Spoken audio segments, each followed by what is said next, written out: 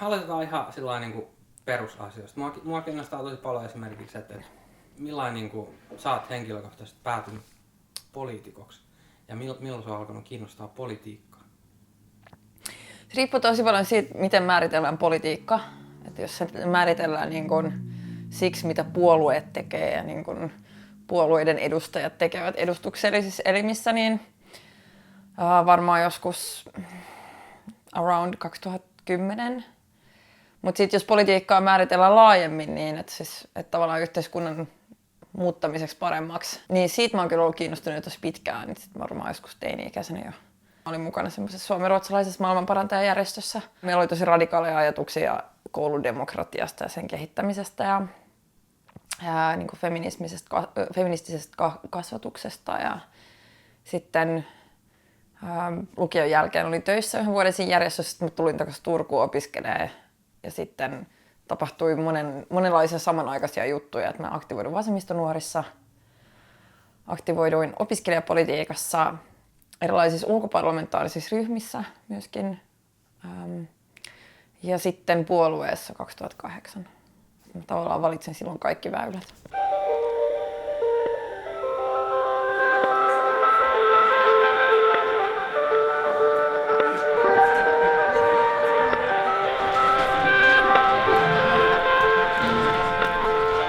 Ni får fråga precis vad som helst som har med hennes yrke att göra.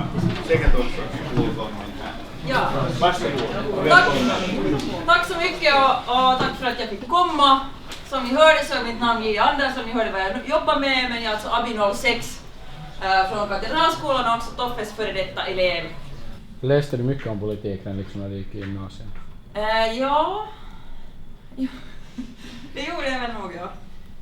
Ja, jag hade nog alla hissar och samhällslärarkurser vad jag kommer ihåg. Se ongelma niin kuin siinä, että miten ihmiset käsittää politiikan tai miten esimerkiksi politiikkaa opetetaan koulussa, on se, että se on hirveän mekaanista.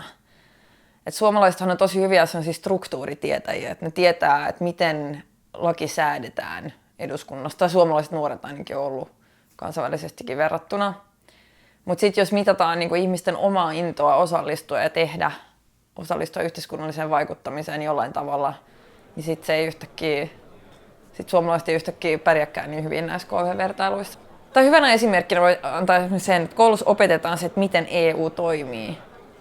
Mutta siellä ei käydä läpi sitä, että miksi ihmisillä on eri näkemyksiä EUsta instituutiona. Eli juuri niin kun ei käydä läpi sitä tavallaan politiikan sisältöä, että mitä poliittisia ulottuvuuksia siihen liittyy. Ja se on kuitenkin se, mikä on kaikista kiinnostavinta politiikassa ja se on niin kun se, mihin ihmiset suhtautuu kaikista intohimoisemmin. Lisäksi laista poistettaisiin viittaus saamelaiskäräjistä annettuun lakiin saamelaisen määritelmän osalta. Mulla on ainakin aina ollut vähän jotenkin semmoinen pakottava tarve tehdä jotain, että niin kun koen mun velvollisuudeksi ja koen myöskin kaikkien ihmisten velvollisuudeksi, vaikka mä yritän olla moralisoida muita ihmisiä, parantaa yhteiskuntaa, niin kun puuttuu niihin epäkohtiin, mikä nyt on olemassa. Ja on tää niin kun sitten kun on vuosia ja vuosia viettänyt aikaa myöskin sellaisissa piireissä, joissa tavallaan kaikki tekee jonkunlaista aktivismia tai niin kuin jollain tavalla pyrkii yhteiskunnallisen muutoksen aikaansaamiseksi, niin sitten se onkin yhtäkkiä niin kuin mun tilanteessa tai ilmapiirissä aika normaalia. Sitten joku kysyy mut joskus, mistä mä oon oppinut väittelemään, niin mä sanon, että suoraan siinä mun teini-ikäiset kavereet, koska on tosi voimakas tahtoisia persoonia, ja sitten mulla on aika sen tiivis kaveriporukka, ja sitten me niinku väännettiin kaikista aiheista. Ja kaikista vaikeinta tässä työssä välillä on se, että sulla ei oikein ole mitään arkea. Et tietyt sellaiset struktuurit on vakiot, niin kuin se, että maanantai on istuntovapaa. Tiistaista perjantaihin pitää olla Helsingissä istuntoja ja valiokuntakokouksia. Mutta sitten se, että mitä tapahtuu perjantai-iltapäivän ja tiistai-aamun välillä voi olla ihan mitä vaan ja vaihtelee tosi paljon. Et se on ihmisten kanssa olemista ja kohtaamista. Ja se on aika arvokasta myöskin, että miten ihmiset kertoo sulle asioita. Tosi paljon kuulee niin kuin ihmisten elämäntarinoita ja mitä niillä on käynyt ja mitä ne toivoo.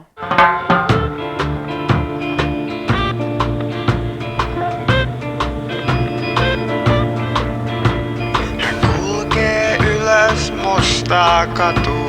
Siihen vanhaan majataloon sanat kaikki talteen ottaa.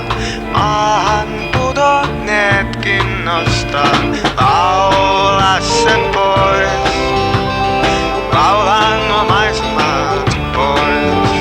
Ja kyynelemme talteen otan ne. Laula sen pois. Et uudet työntekijät, niin nehän ei tule enää sitten vanhoilla eduilla, vaan että sitten se tulee varmasti näkymään, mä luulen, niin sekä työehdossa palkkauksissa. Ja sitten kun ne nyt ajaa sitä, että se siirtyy entistä enemmän näiden yksityisten toimijoiden vastuulle, niin kyllä se näkyy sitten, kun se on eri tessi kyllä sitten, kun se KV-tessi esimerkiksi, mitä käytetään. Nythän on ollut näitä yksittäisiä esimerkkejä, että Attendo yritti yhdessä yksikössä kanssa alentaa palkkoja aika merkittävästi ja näin, että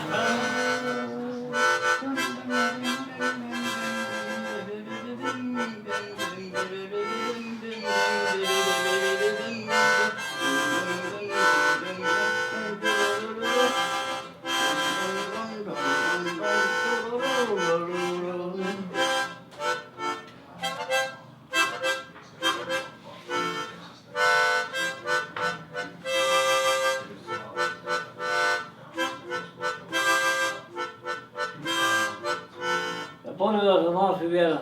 Aha, joo, no niin.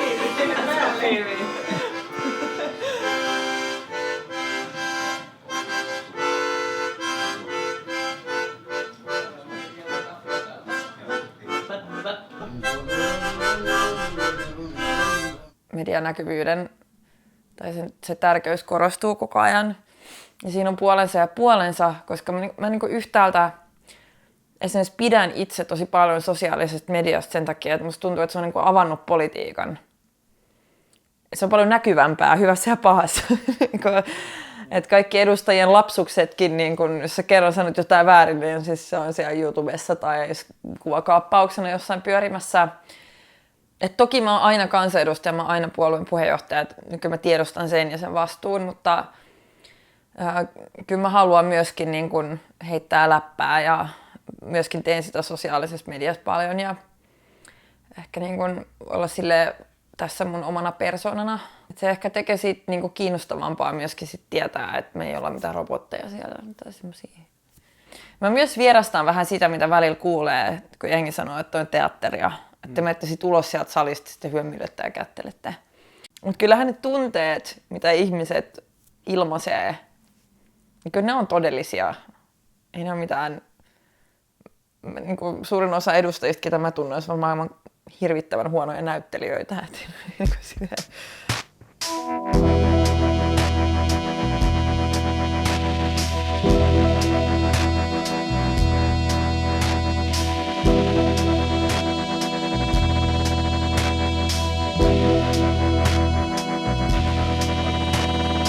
Ding dong, ding dong. Kello lyö 12, täytyy mennä nukkumaan. Ei saa jäädä kukkumaan, ei pelätä varkaita, vaan laskea lampaita, että saan haankiin. 1, 2, 3, 4, 5, 6, 7, 8, 9, 10, kato kotoneto. Tää homma alkaa eto, mutta silti täytyy aloittaa uudestaan. 1, 2, 3, 4. Lampaat juoksee ees taas, ne auton perään hyppää ja teurastamolle viedään. Heti nyljetään ja paloitellaan ja pääsiäisenä syödään. 1, 2, 3, 4. Olen drama queen, muistipätki ja ihan peltikin. Ei nukuta yhtään, ei viitsi tehdä mitään muuta kuin katsella kaihoisasti itään.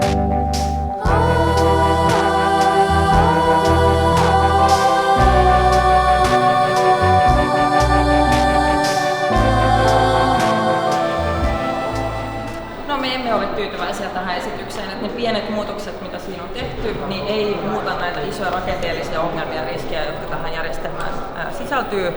joista myöskin sosiaali- ja terveysalan asiantuntijat kaikki ovat varoittaneet hallitusta. Eli meidän mielestä riskinä tässä on se, että saadaan järjestelmä, joka maksaa paljon enemmän kuin nykyinen, mutta joka ei lisää hoidon tasa-arvoa, mikä oli taas soten alkuperäinen tavoite.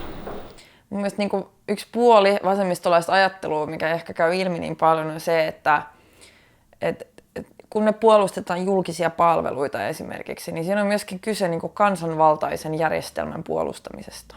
Eli silloin, kun jotain on julkisesti tuotettua, niin silloin se päätäntävalta siitä on myöskin meillä kansalaisina tai kuntalaisina. Se on, niin kuin säilyy tämmöisen kansanvaltaisen järjestelmän piirissä. Sitten kun se siirretään markkinoille, niin siinä ei ole vain kyse siitä niin kuin sen palvelun sisällöstä, vaan myöskin siitä, että se päätäntävalta, se valta siitä, mitä tehdään, mitä siellä tapahtuu, niin se häviää myöskin. Jos nyt miettii niin kuin jotain kansainvälistä talousjärjestelmää tällä hetkellä, niin se, mitä ruokkii sitä ihmisten turhautumista globalisaatioon, on se, että ne tietää, että meidän vaaleissa valitut edustajat näissä parlamenteissa niin pysty tekemään tällä yhtään mitään. Koska tämä valta ei ole enää näissä rakenteissa. Se on niin kuin siirtynyt niin kuin, näiden ympärillä toimiviin yksityisiin rakenteisiin ja firmoihin. Ja musta niin kuin tosi paljon myöskin siitä meidän talouspolitiikasta kansainvälisesti niin tähtää siihen, että pyritään niin kuin säilyttämään myöskin päätäntävalta-asioista niin kuin kansanvaltaisen järjestelmän piirissä.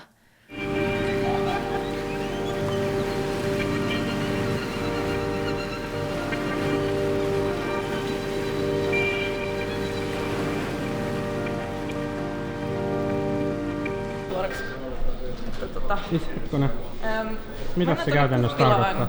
Mennään kuppilaan, niin joo. Tässä tapahtui nyt sitä, että tänään piti olla eduskunnan päiväjärjestyksessä hallintarekisteri toisessa käsittelyssä, joka on se viimeinen mahdollisuus keskustella ja debatoida sitä. Ja nyt tänään ne veti sen pois työjärjestyksestä kesken istunnon, mikä on osoitus siitä, ja huhut täällä liikkuu, että perussuomalaiset ovat pitämässä ryhmäkokouksia vielä tänään. Ja yrittää nyt saada rivit suoriksi, koska kaikki persut ei hyväksy sitä, että ne on kääntänyt takkia näin pahasti tässä kysymyksessä.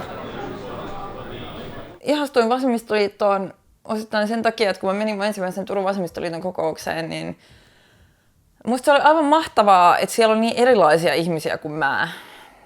Että jotta joku yhteiskunnallinen liike voi olla hyvä siinä työssä, mitä tehdään silloin, kun niinku oikeasti tähdätään niinku kokonaisvaltaisemmin niinku asioiden muuttamiseen eli politiikan tekoon, niin silloin sulla on pakko olla tuollainen laajuus sen sun oman porukan sisällä, ne eri elämänkokemukset ja ne eri puolilla maata ja kaikki tämä, jotta sä saat rakennettua myöskin sellaisen poliittisen linjan ja sellaisen poliittisen ohjelman, joka on kokonaisvaltainen, joka huomioi niinku ihmisten eri todellisuudet ja tarpeet. Ja mä oon ehdottomasti aina pitänyt sitä, niin se mitä aina mediassa sanotaan, että tämä on teidän suurin heikkous, pitänyt sitä meidän suurimpana vahvuutena. Mutta sulla pitää olla jotain sellaisia perusarvoja ja peruskynnyksiä, joista sä et jousta. Ja se mä luulen kyllä, että on tärkeää ihmisille tavallaan niin näkee, että näissä kysymyksissä niin nämä tyypit ei anna periksi.